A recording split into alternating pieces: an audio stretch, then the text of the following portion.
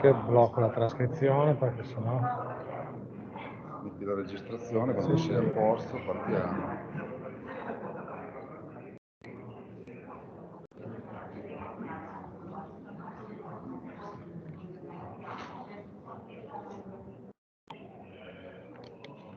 Sto già registrando. Sto già registrando. Ah, ok. Sono persone online? Sì. Ma però... Microphone is on. Okay, so welcome everybody. Let's start the 2022 teaching week.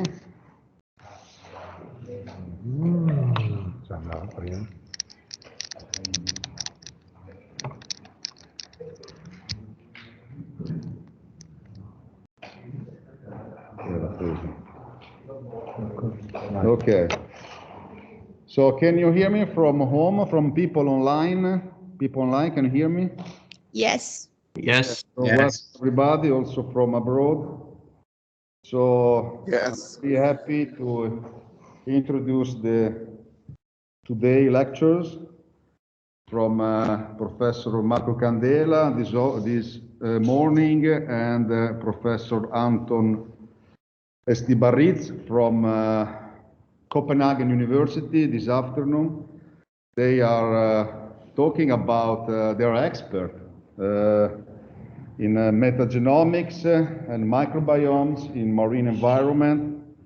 So today is dedicated to this theme. I want to say that we are all very happy. I also introduce you Marco Stagioni, working here in this marine station in Fano, in the Marche region where we are today. And I was saying I'm very happy to start this teaching week today after 2 years online for COVID reason. We start the PhD program where you are enrolled in 2018. And then we had the first teaching week in 2019. And then because of COVID pandemic, we need to organize the last 2 teaching week online. And this is the first time we are meeting again here in Fano in this marine station where the marine program is formally based. The PhD program is formally based. So just few words before leaving the stage to Marco.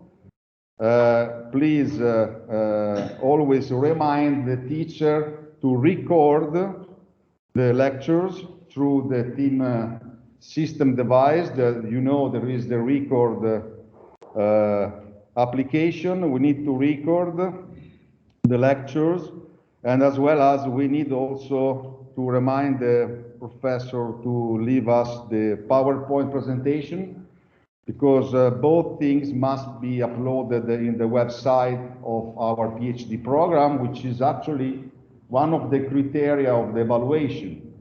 The Ministry of Education and Research, in order to approve the PhD program, every year they look at several requirements, and one of the requirements is to have a website updated with the teaching activities and as well as the research activities. One important thing for you students is to remind to update the website with your publication. Every time you publish a paper under this PhD program, please remind to send a reference to Marco Stagioni, in copy to the coordinator, to me, in order to keep updated the website. And we also have a roster that is managed by one of you, Mariana. Please, I don't see you now where you are because there is the light in front of me, but please sign and record the presence of the students in the roster that we have prepared in order to keep the record of your attendance to the teaching activities. And the last things I want to say, I want to thank Marco for helping us to organizing the lecture room. And you see that there are there are construction in the building. We are renewing this marine station in several aspects. So I thanks Marco for let us be ready today in this room that was not like a nice organized, at least last week at least. The last time I saw it was a bit messy, but now it's perfect.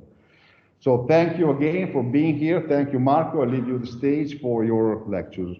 Thank you very much, Stefano. So we are going to start our class. We will talk about metagenomics application to the microbiome science in the fields of marine microbiomes. At first, we will say what is metagenomics and what is a microbiome and a microbiota from the historical point of view. So what we are talking about, essentially. Then we will see some technical aspects involved in metagenomic studies. So we will see a little bit of next generation sequencing approach, because metagenomics is based on next generation sequencing. We will see a little bit of bioinformatics. And then after this technical overview, that will take a lot, you will see, because it's quite complex, the pipeline for the production of this type of data. We will see some application on the marine microbiomes, both environmental marine microbiomes and also host-associated marine microbiomes. And at the end, we will discuss some possibilities in terms of microbiome-based marine biotechnology. That is a kind of frontiers in terms of microbiome science in the field of marine science. So please, if there is any questions, feel free to interrupt me and ask whatever you want, okay? So this is an open class, so I really appreciate any intervention from you. So starting from the first part, we will start from an historical point of view, speaking about microbiology. And here you have a list of technological innovation and the corresponding paradigm shift in the history of microbiology. Microbiology started in 1670 with the discovery of the first microscope. So that allowed for the first time to visualize microorganisms. So the life in the micro dimension. And so at the end of the 16th century, thanks to the usage of the microscope, we became aware of the existence of the invisible worlds. And just more than 100 years after, in the middle of the 18th centuries, the technological innovation that made the microbiology also a science with a laboratory aspect was the discovery of the cultivation-based approach. So the possibility to grow microorganisms, not only to see microorganisms by the microscope, but also to grow the microorganisms in the lab. And this was possible thanks to the development of culture media.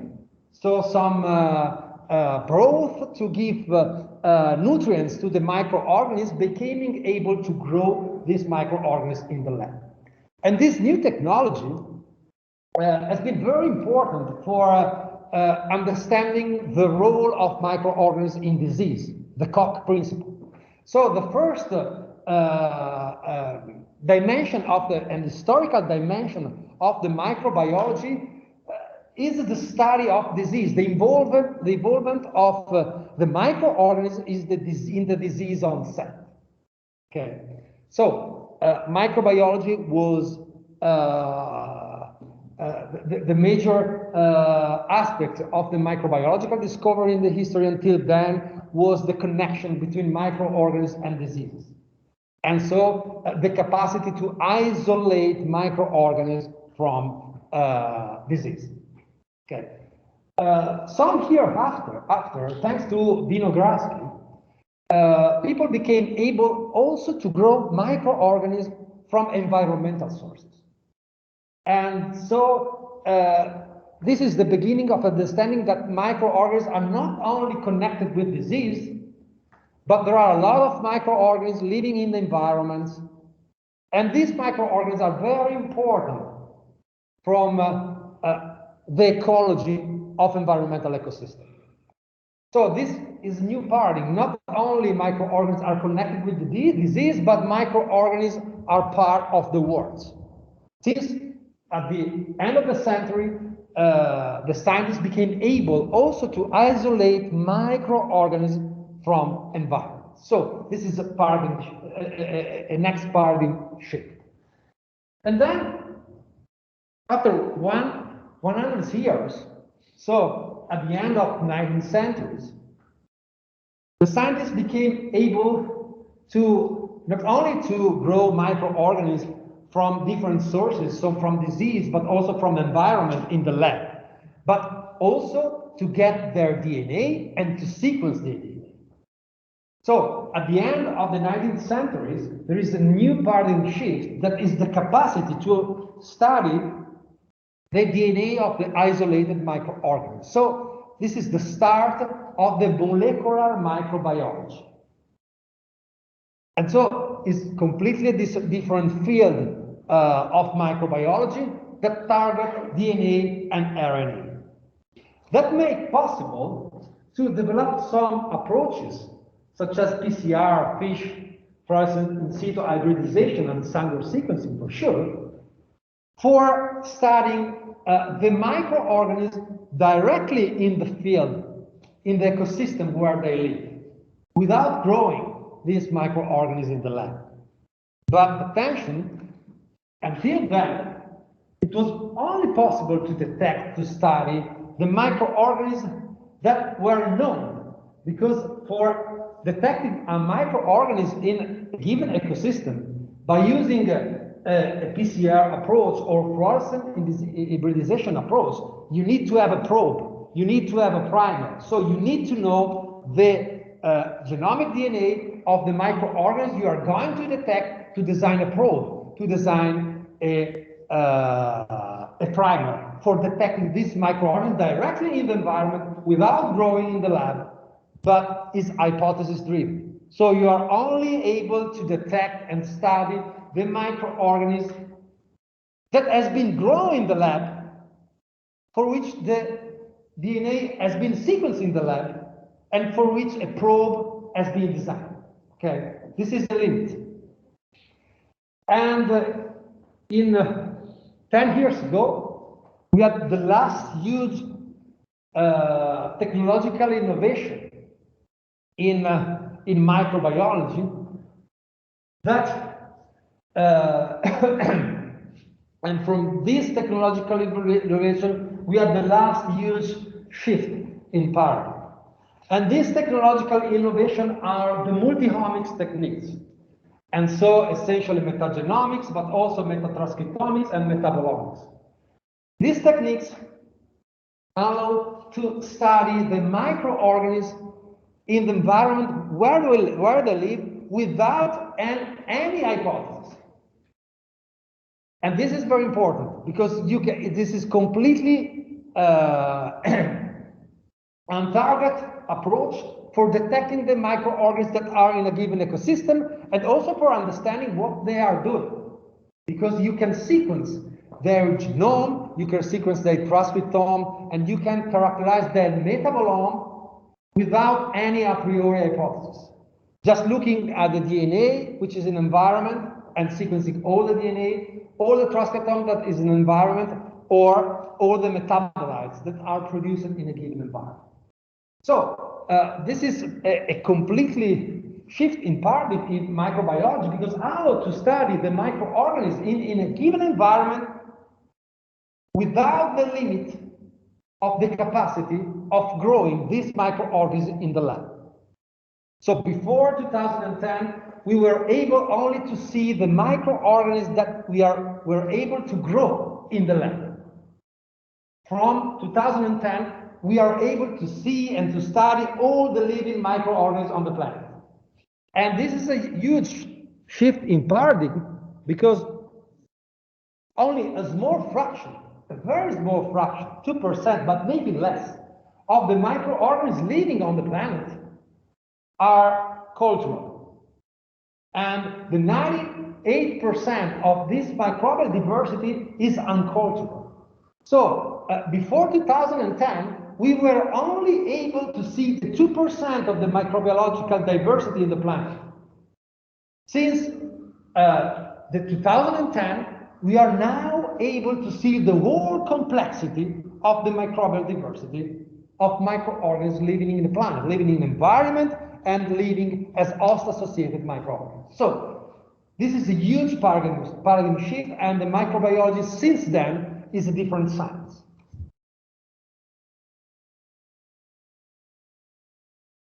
So the point is that multi-omics define what is called now a multi-omics era.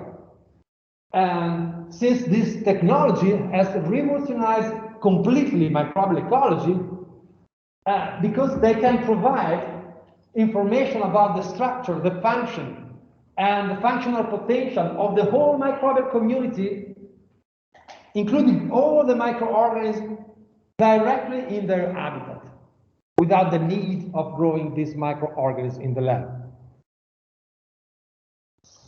Here are some very important definitions that are central for the application of metagenomic science in microbiology. So the first, I will read that because we need to be very strict to this definition. So the first definition is microbiota. Microbiota are all living microbes that populate a given habitat and include bacteria, archaea, and fungi, all living microbes. Okay, and then there is the microbiome.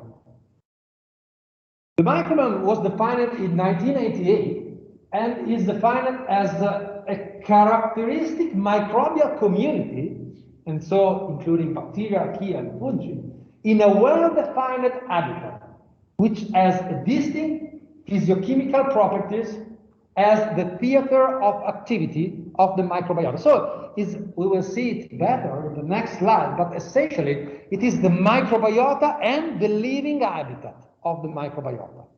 The microbiota and what is called the theater of activity. When the microbiota lives, and the habitat which the microbiota change and modified, and which the microbiota interact with. And then there is the metagenome. That is very important for us today. That is the collection of the genome and genes from all the members of the microbiota. Okay? So all the microorganisms that populate a microbiota, if I consider only the genomes and genes, this is the metagenome. Okay? Is it clear? Okay. Look at here, this is a kind of cartoon for the visualization of this story. And so you have at first layer, you have the microbiome. And the microbiome, as you see, includes the microbiota, and so all the living organisms. And the microbiota includes the bacteria, the archaea, the fungi, protists, and algae, microalgae, of course. Okay?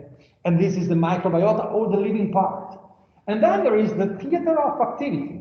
And what is part of the theater of activity?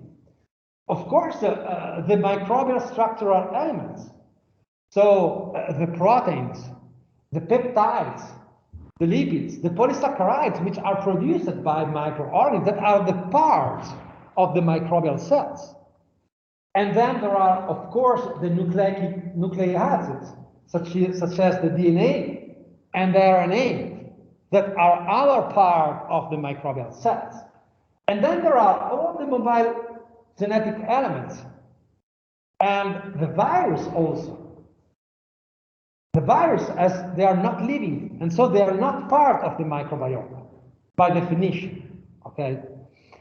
And of course, there are all the other factors that characterize the environment. So the physiochemical variable that characterize any ecosystem, the nutrients that are present in any ecosystem. And then there are also all the products from the microbiota, from the microorganisms, which are signaling molecules, toxin, or other kind of molecules these microorganisms are able to produce and release in the environment. So, and the metagenomics, so the study of the metagenome, of the genomes of these microorganisms, is central within a range of all technological approaches we apply for studying the microbiome. And let's see here the most important approaches. There is microscopy. Of course, the microorganisms can be directly visualized by microscopy in the environment. There is culturomics, that is the capacity, enhanced capacity to grow the microorganisms from the microbiota in a lab. So you know that we were talking about that before. We have a limit in doing that. But of course, we are improving these limits by culturomics. So it's a new technology for improving the limits of culturability of microorganisms in the lab.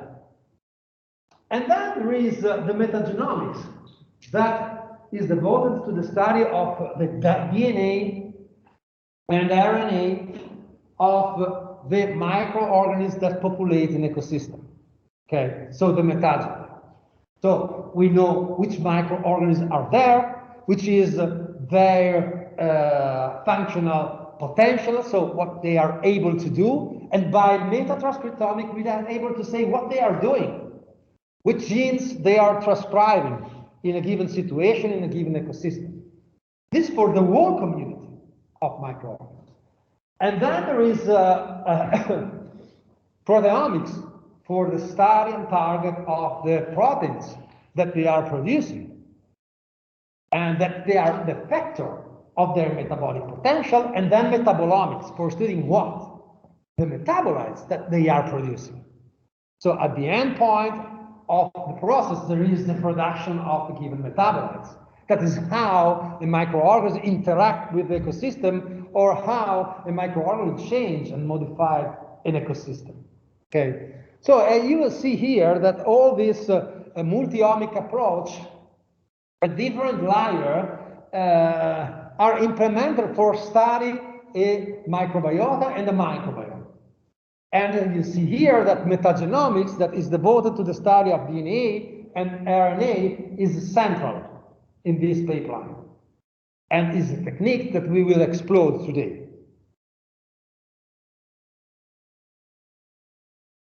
So, of course, when you study a microbiome, you need to provide information about the microbiota, but also about the theater of activity. So you need to collect a lot of data that concern the environment, the description of the environment for environmental microbiomes, or the description of the host physiology for the host-associated microbiomes.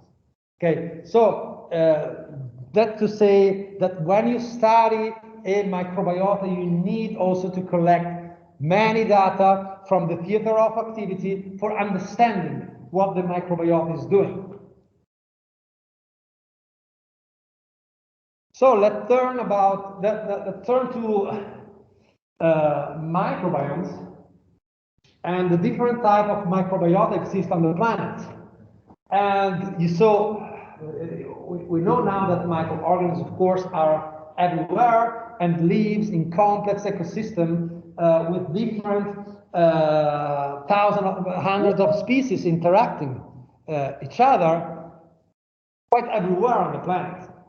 So we have microbiome in the air, and it's called air microbiome. We don't think about, we will not speak about that today, but it's very important, the air microbiome, because it has very strong connection with the primary productivity of the soil, for instance. So microorganisms can be suspended in a troposphere and can move between different countries and can decide by themselves when to be drawn in a wet deposition process on the soil and make the soil more fertile. And then there is the water microbiome, and of course the marine microbiome, and we will speak a lot today about this microbial ecosystem. And there is a microbiome in the soil, and that is connected with primary productivity and the soil multifunctionalities. And there is a microbiome associated with plants that allow plants to grow up. And it is very important for the primary productivity on the land surface. And of course, any animal, any complex organism lives in association with a microbiome. This is very important, and we will also speak a lot about that. So of this ecosystem, type of ecosystem, of microbial ecosystem that populate our planet, we will focus today on the water microbiomes and the animal-associated microbiomes from the animal that lives in the sea. So here you have the big five. What are the big five? Are the principal microbial habitat on our planet. We know now that there are more or less 10 to 30 bacterial cells on our planet. And these bacterial cells live in 5 huge, big habitats.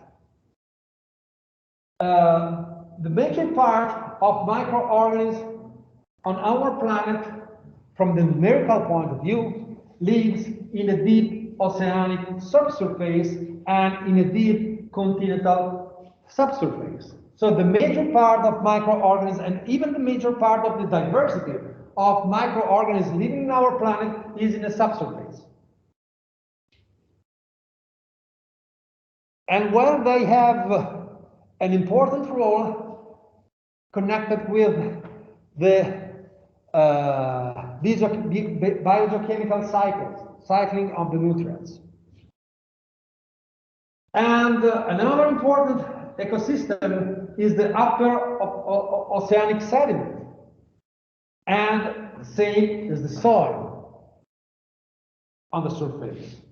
And then another very important ecosystem is the ocean, that contains a lot of microorganisms. So the most important, from a numerical point of view, habitat containing microorganisms on our planet are the ocean, the upper oceanic sediment, the soil, and the subsurface across the whole planet. Where microorganisms can live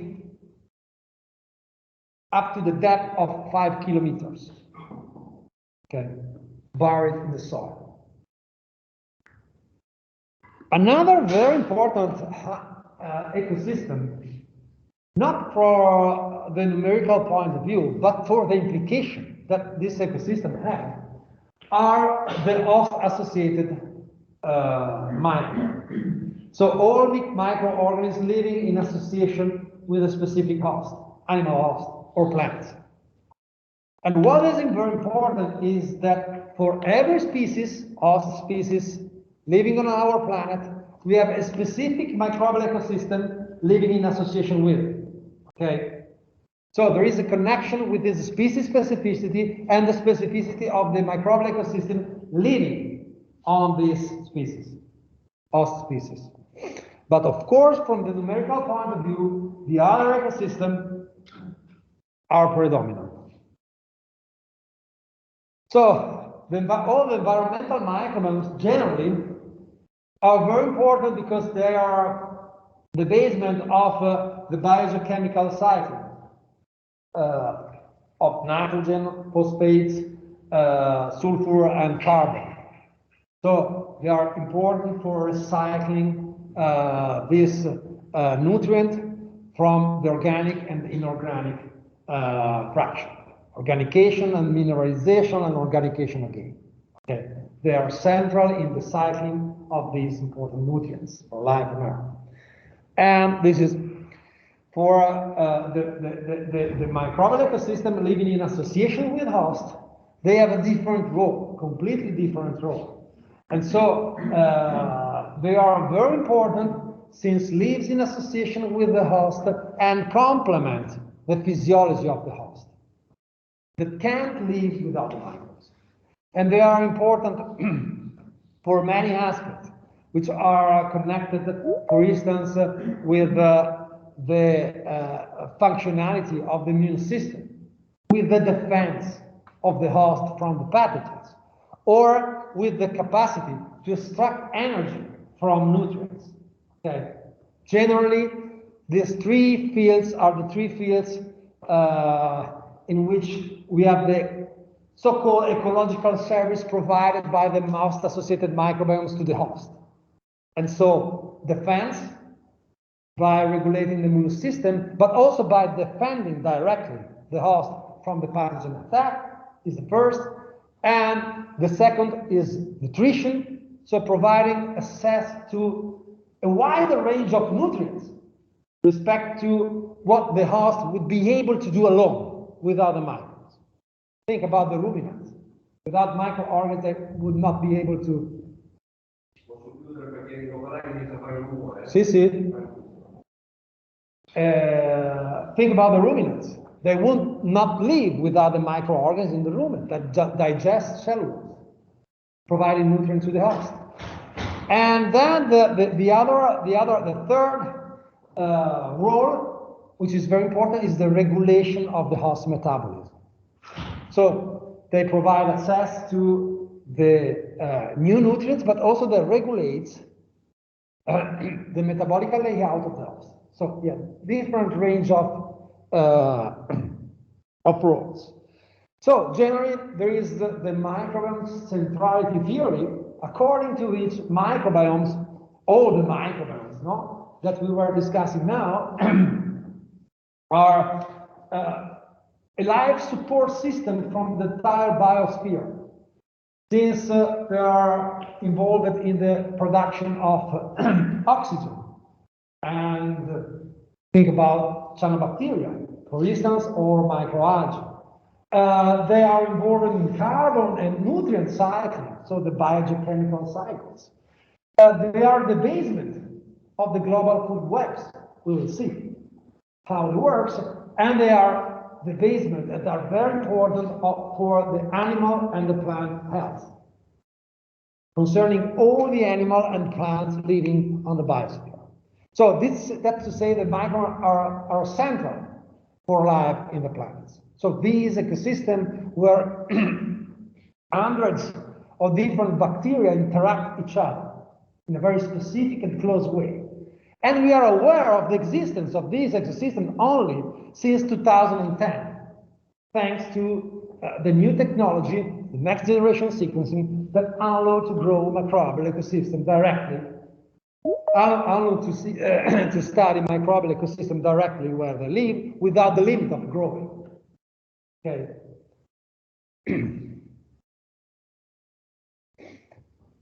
So let's say that with the metagenomic boosted this new field of discovery, where essentially the centrality of microbiomes we are understanding the mechanism which put microbiomes as a central actor for the life in the planet. So by metagenomics, we are understanding why, how they work in this direction, in all the complex aspects in which they provide ecological service to support the planet biology. So there is now a huge platform that is free, it's open science, so everybody of you can connect, just Googling the name. That is the Earth Microbiome Project, the aim of this, this project is just to map all the microbial ecosystem on Earth.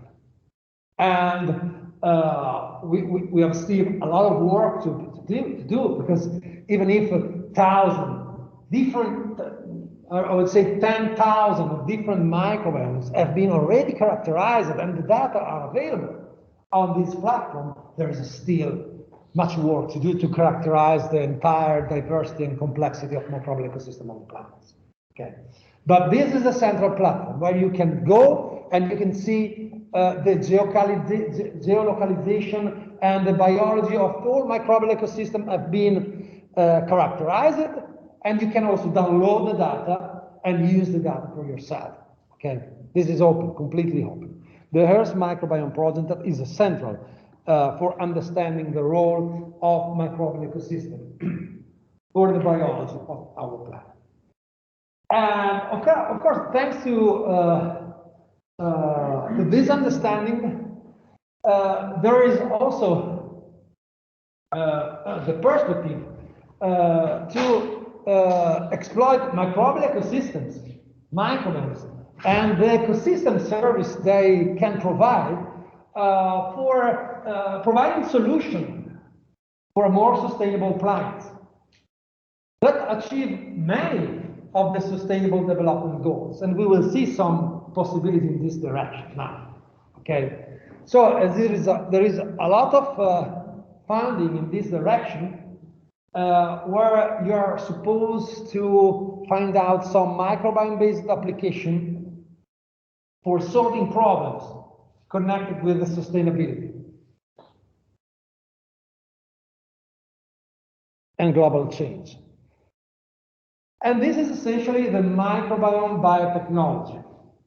So is the understanding of a specific ecological concept and principle from the natural microbial ecosystem to the implementation of concrete microbiome-based action for improving the planet health. Okay.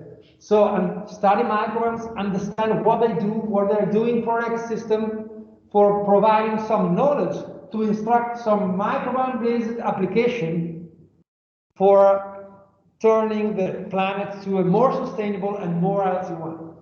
And we will see some example of this field.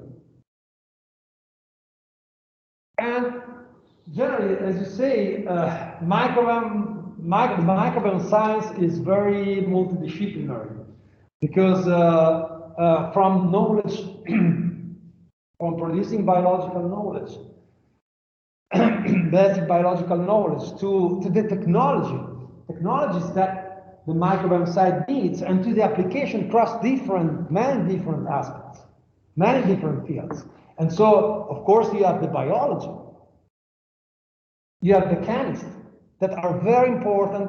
This is the starting point for studying the natural microbiomes, for understanding what they are doing for the ecosystem and how, what they are doing that can be exploited for useful application to turn to a sustainable planet. So there is the biology, there is the chemist, there is the mathematics. There is a lot of mathematics that we will see when we will speak about sequencing and bioinformatics. That is important for studying microbial ecosystem, because every time we will study microbial ecosystem, we study ecosystem of different hundreds of species interacting each other. So we are speaking about big data. And so we need mathematics, we need statistics for understanding this ecosystem, the complexity, and modeling also the complexity of this ecosystem. So you start with biology, then there is chemistry to study the metabolites produced by the microbial components. Then there is mathematics for understanding the complexity of the ecosystem, from informatics, bioinformatics, statistics, and modeling, and we will see a little bit of that. And then there is biotechnology, of course, to instruct some application that will exploit the microbiome power for doing something that is important. And then there is all the fields of application. That is, of course, medicine, that there is animal husbandry, then there is agronomy, then there is bioeconomy, and then there is food science in general. Okay, so we are speaking a very wide about a very wide world and discipline. So, if there are any questions about this general introduction, okay, so we can move more specifically now to metagenomics, and we will speak a little bit about the technological approaches for a metagenomic study. That is something that maybe is useful for every of you if you want to start and to explore this field of this type of technology for studying microbial system. So we will see how it works generally. So it's more is a part that is very technical. Okay. So first, metagenomics. What is metagenomics? Metagenomics is the general definition is the on-target sequencing of the genetic material present in a sample. Okay. So you get a sample from the environment or from the host, you extract DNA, and without any hypothesis, you sequence all the DNA that is there.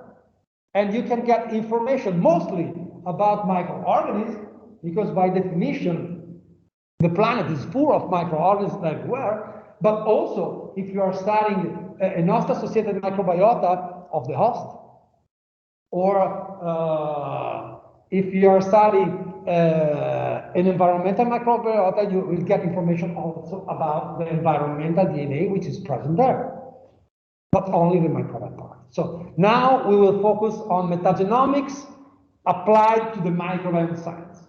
So we will sequence all the bacteria, the DNA which is present in a sample and target, and we will focus only all the information on the DNA which is microbial. Okay. But with metagenomics, with the technology, we will talk about that. You can also study any type of DNA. So, turn to the historical science. The first application in metagenomics is from Greg Venter in 2004. This is the first person applied metagenomic science. How we define metagenomic science today. You know who is Greg Venter? You don't know? So, is the first person sequencing the human genome in the same year, more or less, maybe a little bit before, at the Greg Venter Institute. So it's a private institute. Sorry. Is a private institute that did a lot of things for the first time in the history of biology. They were the first sequencing the human genome, and they were in competition with the consortium of many universities across the world, and they arrived first. And you know which is the first genome have been sequenced? The genome from Greg Venter, the owner of the company. So he sequenced his own genome first. So he is also the first human beings to be sequenced. And then they have been also the first providing an application in metagenomics in 2004, and they were published in Science. And they also, were also the first providing synthetic microbial life. So they have been able to create a synthetic microorganism, bacteria, able to live and to replicate. So just putting together the genomic DNA as biosynthesis, from the design of the gene and the biosynthesis of the genomic DNA, and they so create this synthetic genomic DNA as a minimal genome for a living organism. They put this synthetic genomic DNA in an empty cells, and these cells start to live, to replicate. So they have been able to create the first synthetic living organism. So they did a lot of things for the first time. And anyway, this is the metagenomic application. So what they did, they were collecting, I think only 4 or 5 or 6, so very few samples from the Sargasso Sea, just water sample. It's very, very easy stuff, so nothing special. So they collect, whatever, there are 6 samples from the Sargasso Sea of the water column. And then they applied metagenomics for sequencing the DNA that were extracted from these samples. But the important is that they were sequencing for the first time without any a priori hypothesis of microorganisms that would be there, and they didn't apply any laboratory techniques for isolating the microorganisms. So they were able to check all the microorganisms that were present there. And what did they discover? That there were a lot of different microorganisms that they were not expecting to find. That they discovered only that by the approach that we were using before metagenomics, we were able to consider only a small fraction of the diversity of the microbial world. So they discovered that there were many different bacteria, many different species, many different species respect to the one we were aware. Okay. So the discovery is the microbial world is more complex, is incredibly more complex than we were expecting. There are a lot of more different microorganisms we need to study, we need to understand what they are doing. And this is the first metagenomic application, so providing a new type of information, and it was essentially the extreme biological complexity of microbial ecosystem. A bit of a naive question. What are the main challenges in a metagenomic analysis, like such metagenomic analysis? No, there are no challenges. It's very easy to do. So at that time, you see, they published on Science in 2004, of course, with only 6 samples. The main challenge was the cost, because it was very, very expensive. But now that there is a drop since 2010, where a new technology for sequencing the DNA, the next generation sequencing approach, has been invented, the cost for sequencing dropped down.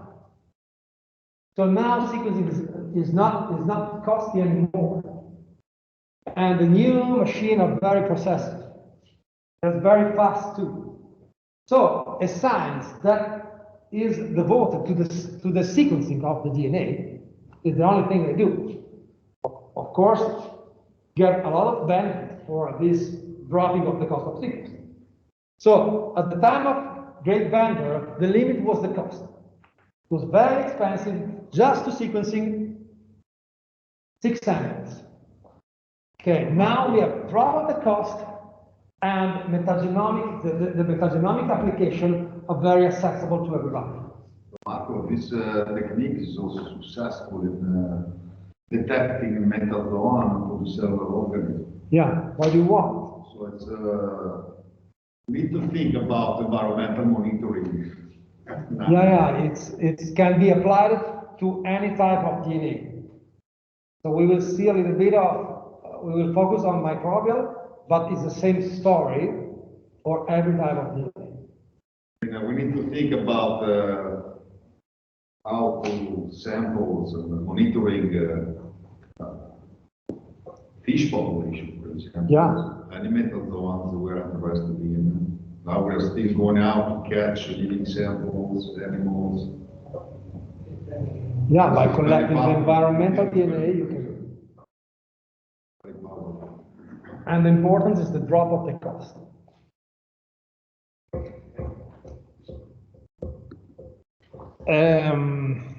Okay, let's see which are from the microbial point of view. But if you change microorganisms with any type of microorganism, the same story. Okay, which is the goal for a metagenomic study is in the field of microbiology is to profile the composition of the microbial ecosystem, to see which microorganisms populate a given ecosystem. Okay, so the taxonomy of the microorganisms that populate a given ecosystem. And then, but you can do more. You can profile the functional potential. You can sequence the whole genome of these microorganisms. So you can also understand what they are able to do. Or if you turn to transcriptomics, that from the technological point of view is the same, you can, when you know which microorganisms are there, which is the functional potential, of course you can understand which are their ecological services, because you know what they are doing, what they can do, and so you can understand how they interact with the environment. You can make hypotheses of which is their role in the environment. And then, so you can understand how they influence the environment. So not only how they interact, but how they change the environment. And an environment, I can say, environment can be the water, the marine, the water column, but also given host. How they interact with the host and how they change the host, which impact they have to a host. Okay. And so when you understand everything, you can also exploit this knowledge for the design of biotechnological application. It's very hard now. So to be concrete, nowadays there are only few concrete biotechnological applications based on microbiome science. So we are more in the discovery phase now. So we are more in understanding which material there are, which function they have, how they interact with the environment and with the host. And then I hope in the near future we will, as a scientist, I say, we will also be able to develop some biotechnological application. We will see some examples, but I'll still very few. Again, some definition. Some are the same as we were discussing before. So microbiome, you already know what is. The metagenome is the genome of microorganisms populating a microbiome. The metagenomics is the sequencing of the metagenome. This is a new definition. And then, this seems stupid, but we need to agree also on the definition on a sample, what a sample is in metagenomic science. A sample is a sample for a given host or a given environment which contain a microbiome. Okay. So if I'm studying the microbiome in the water column, a sample is just 2 liters of water. If I am studying the soil microbiome, a sample is just a few grams of soil. If I'm studying the gut microbiome of the human beings, a sample is stool. Okay. So this is very important also to define what is a sample. Okay, you have 2 different types of metagenomic study. This is a metagenome. And you see you have many different genomes from the many different bacteria that populate an ecosystem. And they have different colors. That means that there are different species, for instance. Okay, so that's just to visualize the complexity, taxonomic and biological complexity of the ecosystem. And you can apply 2 different approaches. There is the whole metagenome approach, by definition, that is the one we were talking about until now, in which you sequence by a shotgun approach. This is called the technology, shotgun approach. You can sequence all these genomes. You can sequence the genome of all the microorganisms that populate an ecosystem. You sequence everything, okay? And you can understand which microorganisms are there and which is also their functional potential, what they are able to do. But there is another approach, that is the marker gene approach, that is less expensive. Because instead of studying the whole genome, you study only a target gene for all the microorganisms that populate the ecosystem. And for instance, if this target gene is a phylogenetic clock, so a gene for reconstructing the phylogenesis, you can provide information about the phylogenetic structure of the ecosystem without knowing the functional potential. But this is, in any case, an important information because you know which microorganisms are there.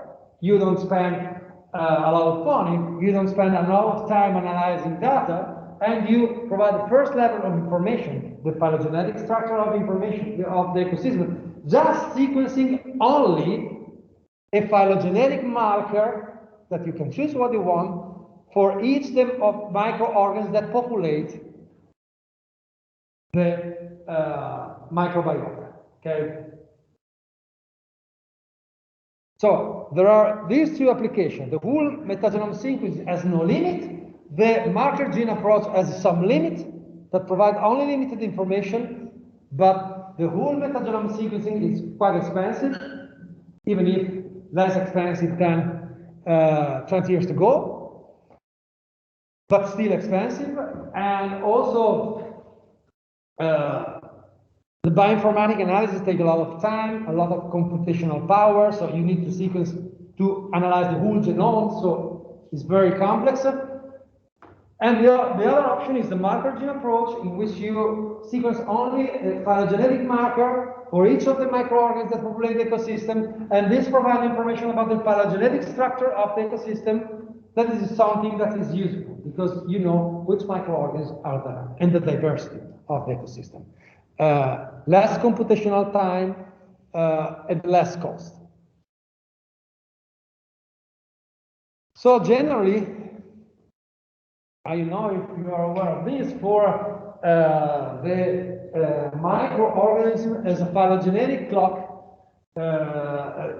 we use the 16S RNA gene. Okay. It is used as a phylogenetic clock in microbiology. Now it is the most used phylogenetic clock, so phylogenetic marker in microbiology now, because all organisms possess these genes, so it's universal. Provide the same function in all microorganisms, so you have the same selective pressure pushing on it for all the microorganisms. And it's not, this is very important, it's not involved in lateral gene transfer, but only vertical.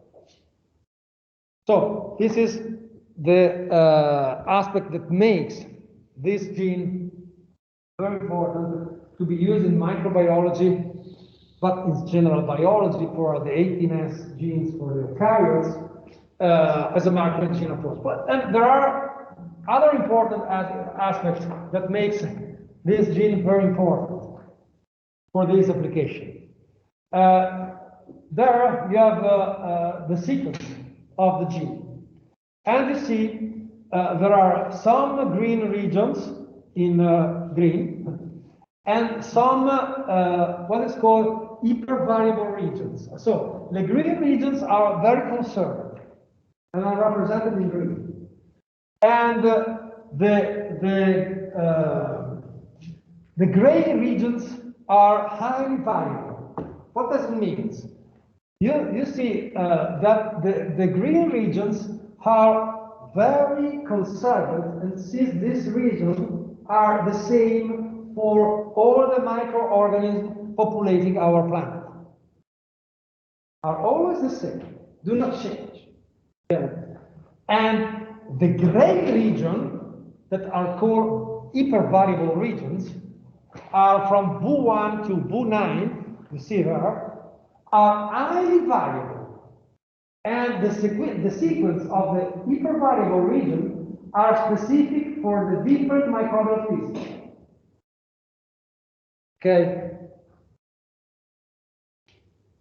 So, as a general approach, I can obtain the hypervariable regions for any microorganism, even if I don't know the identity of this microorganism. How?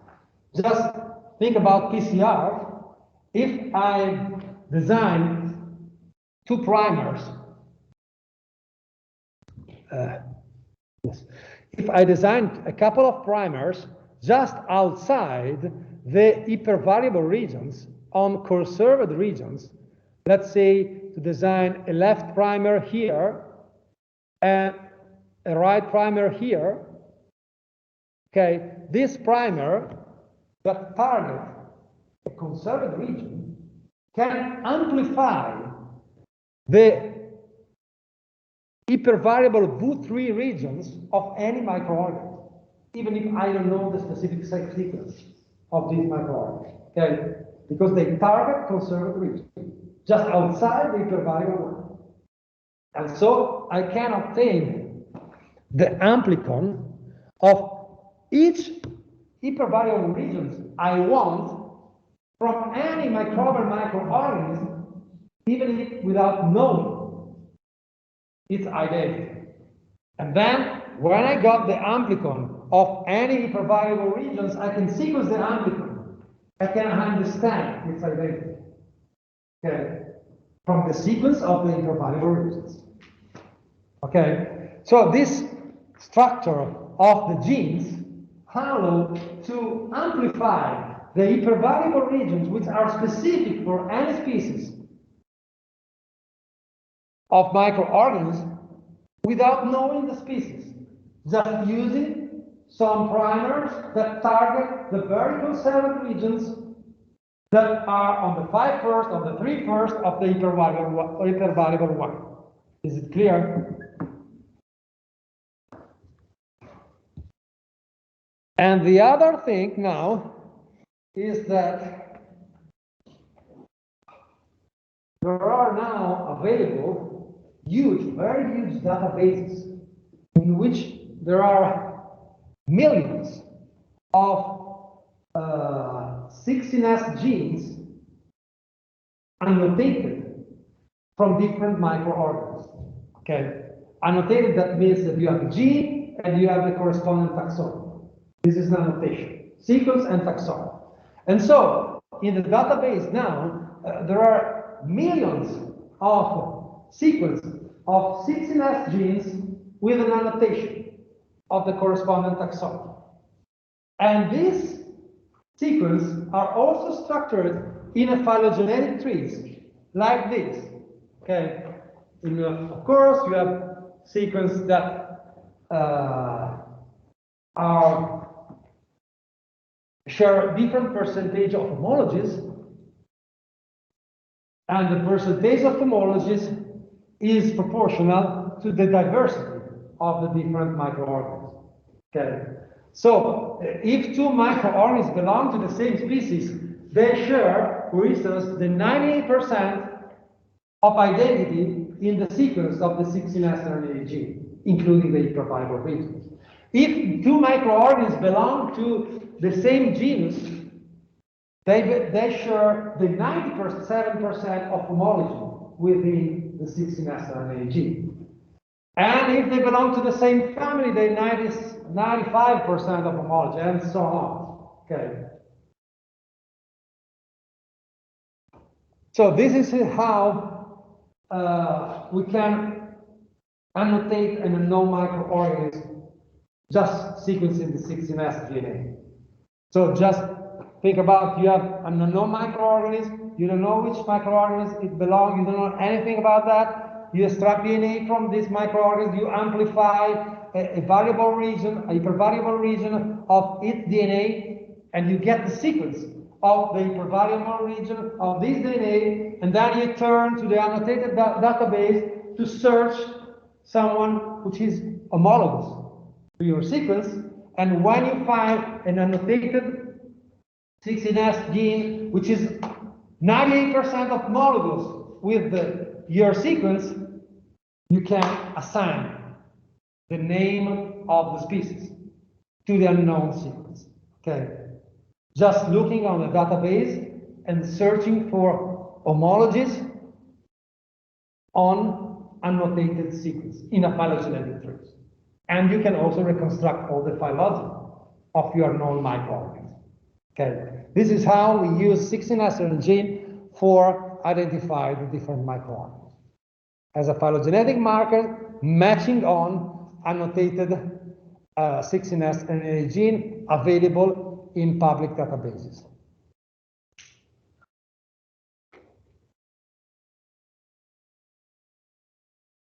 So let's introduce the structure of a metagenomic study, and then we will make a break of a few minutes.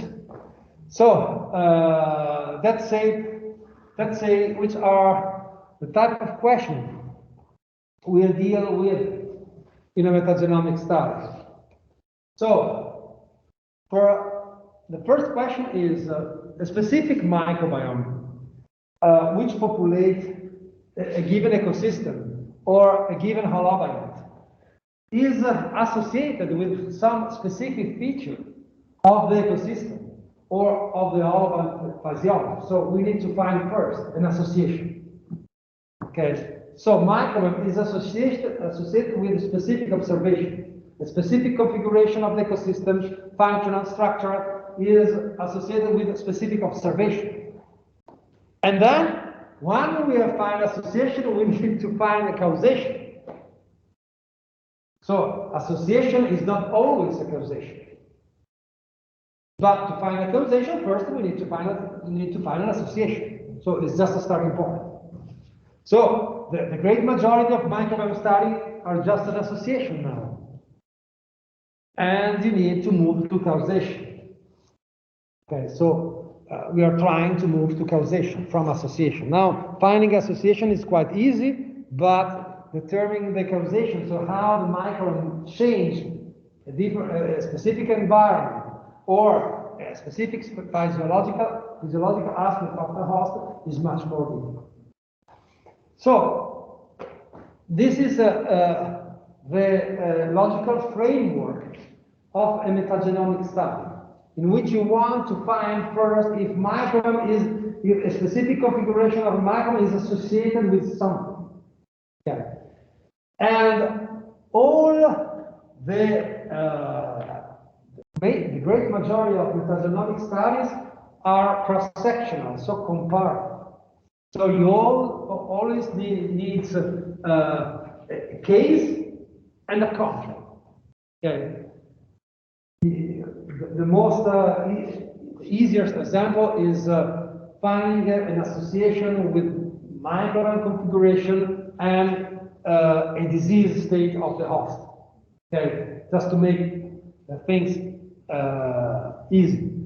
So just you need to sample many microbiomes in the disease condition and many microbiomes in the health condition. Many microbiomes for diseased person and many microbiomes for healthy person. Okay, this is the first thing you need to do, and then you need to measure some covariates. So physiology, metabolites, whatever from the host. That allow to define health and disease, or allow to define the metabolic state or the immunological condition of the host. So it was the structure of the microbiome study is cross-sectional. It's always a matter to compare case and control. Okay, and of the cases control, you need to provide metagenomic features, so the microbiota and the genes and whatever and so on, but also the covariates. So some measure of the theater of activity of the microbiota, both for the case and both for the control. Then you compare, and then you need to find some case specificity and control specificity for what concern metagenomic features and for what concern the covariates associated with metagenomic features. that can be features of the environment, features of the host, and metabolites, whatever. Okay. So the first level of microbiome science is just easy, this very easy structure. So cross-sectional and finding some microbiome covariate specificity that characterize the keys and the contours. And the covariates, can be of different types. We have environmental factors that can impact the microbiota or the microbiome, such as physiochemical factors, diets, xenobiotics, and whatever. Okay, some environmental factors that push on the microbiota. But we can have other type of covariates, so some metabolic products that the microbiota produce that can be of interest.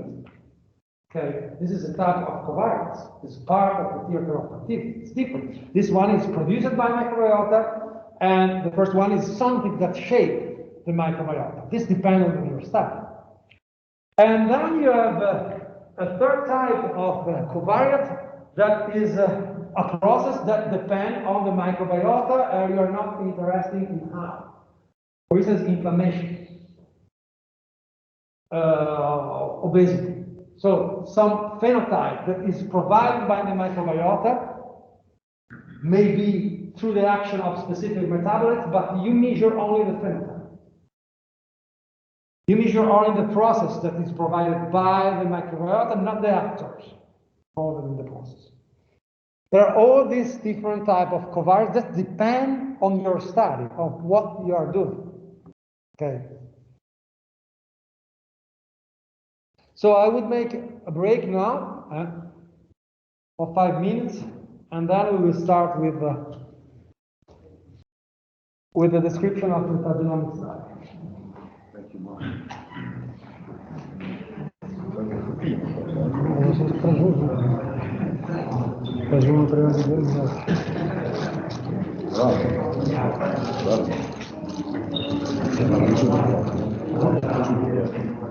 Bravo.